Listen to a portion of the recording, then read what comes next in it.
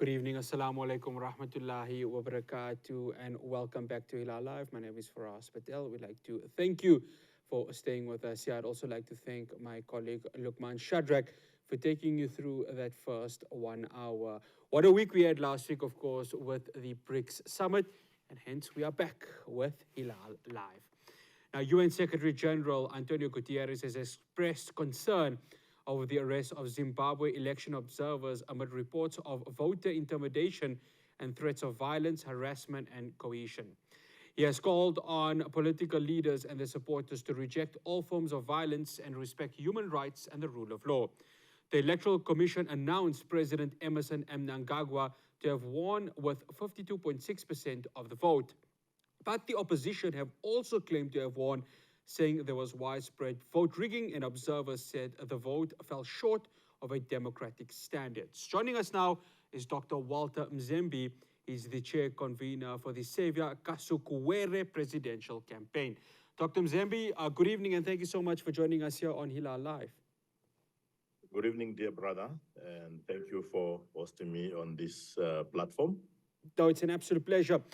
All right, Dr. Mzembi, vote rigging, non-democratic practices that are happening in Zimbabwe right now for these past few days. Is there a fair assessment with regards to what's happening here in South Africa in terms of our neighbors in the north?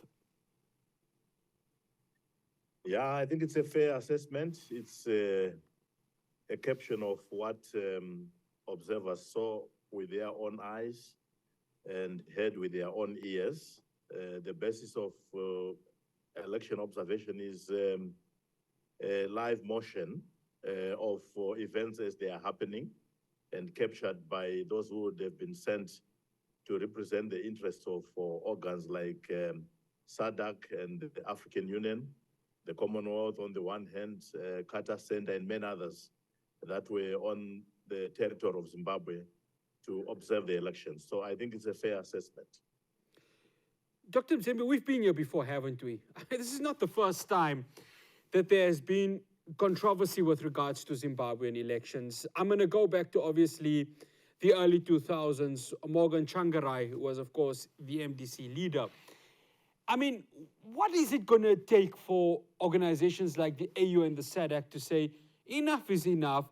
There has to be democratic practices, especially in Zimbabwe, especially in the country where they are, you know, it's like a continuous practice of elections that just keep on not going the way of democracy. Your description is very accurate. Elections in Zimbabwe have become a ritual for the last 2 decades plus. And that ritual cycle has to be broken by aligning them to international and regional best practice. And this is essentially what the SADC observer mission is trying to do, albeit with a lot of resistance. And you can see the rebuttal that has come from the administration in Harare. It takes very, very strong and solid observer missions to pronounce themselves inside the territory of Zimbabwe with such clarity, without feeling intimidated. And I'm sure you will see that the ensuing observer reports that will come in the next 60 days, in all instances of the observer reports, will be a much stronger version of the preliminary observation reports, because even the observers themselves, they feel the atmosphere, they experience the atmosphere of repression and intimidation, even as they are authoring their reports inside Zimbabwe. So you will see that when they write from their own capitals and from their own organ territories, they will be more brutally honest with their assessment reports. But there's been a global and regional fatigue on the Zimbabwean crisis. And it is largely because the Harare administration is very, very strong and very intimidating with its own ideologies, first on the region, where they've rallied liberation movements behind them, and liberation movements cannot exercise peer review on another liberation movement. So it has become a practice, a tradition where they just endorse without too much scrutiny the actions and the outcomes of Zimbabwean elections. But for the first time, because he's been a fresh breather in governments that have also assumed offices inside the region itself, which are not necessarily aligned to liberation theology, as in the liberation movements. They are a bit free to exercise their minds and how they see things with better clarity and honesty. Dr. Mzembi, you mentioned liberation movements. I want to come here to the ANC. Now, one would say that it's the ANC and its role as one liberation movement to maybe, and I'm going to use this word very loosely, to maybe discipline the other liberation movement, which is the ZANU-PF. What is the view of Zimbabweans with regards to the ANC and, of course, it being the ruling party of South Africa? And our President Cyril Ramaphosa has maybe looked at the Zimbabwe elections, maybe with a sense of, well, let me rather just stay away and not get involved with it. What is the view of Zimbabweans with regards to South Africans and how they've taken to the elections that are happening down there? Well, I may use our own example.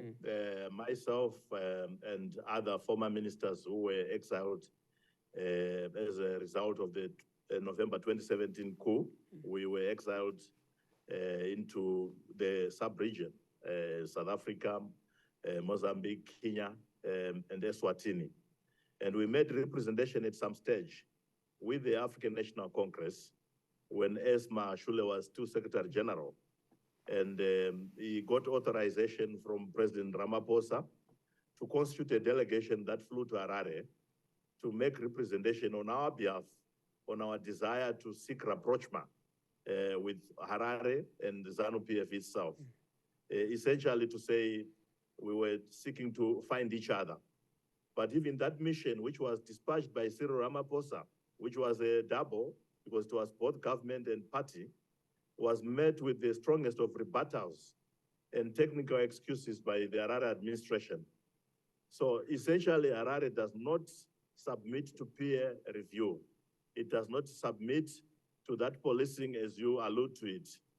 They consider themselves to be the senior and bigger brothers to whom other liberation movements should look up. They don't believe that there is any other liberation movement that fought a protracted war and experienced that sense of liberating themselves in the manner that Harare did inside the region. So they consider themselves to be senior brothers who cannot be held to account by other liberation movements. In fact, they see themselves as leaders. I call what they do on other liberation movements in the region zanification. If you don't submit zanification, then you are ostracized publicly and embarrassed. And that is essentially what happened when Cyril sent a delegation to Harare to make representation on our behalf so that we could smoke the peace pipe with Harare.